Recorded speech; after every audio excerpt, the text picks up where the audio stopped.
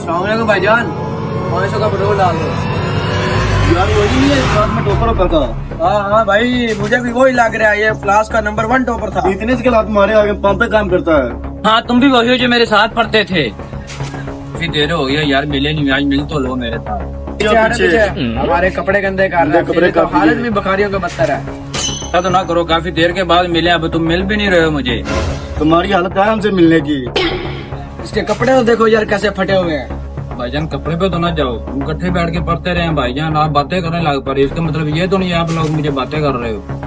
ओए तेरे मुंह पे जुबान लग गई है, अब तू हमें बातें करेगा। हम जीडीओ कंपनी में काम करते हैं, तो नंबर 1 कंपनी है वो।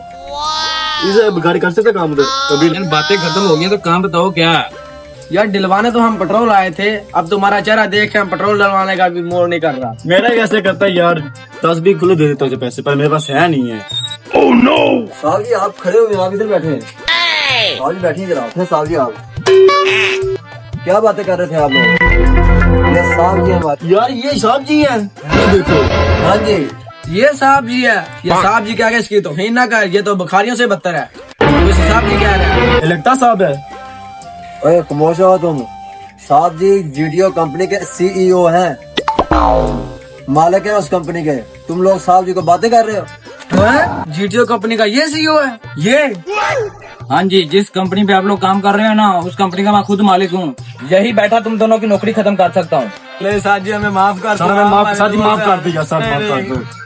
जिस पेट्रोल पंप पर तुम खड़े हो ना, वो पेट्रोल पंप भी साहब जी का अपना है। उनके कपड़े देख के ये ना समझो कि वो भिखारी है।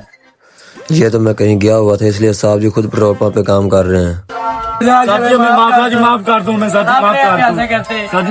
कभी किसी गरीब के कपड़े देखकर उसको जज मत किया करो। वीडियो पसंद आए तो शेयर जरूर करना।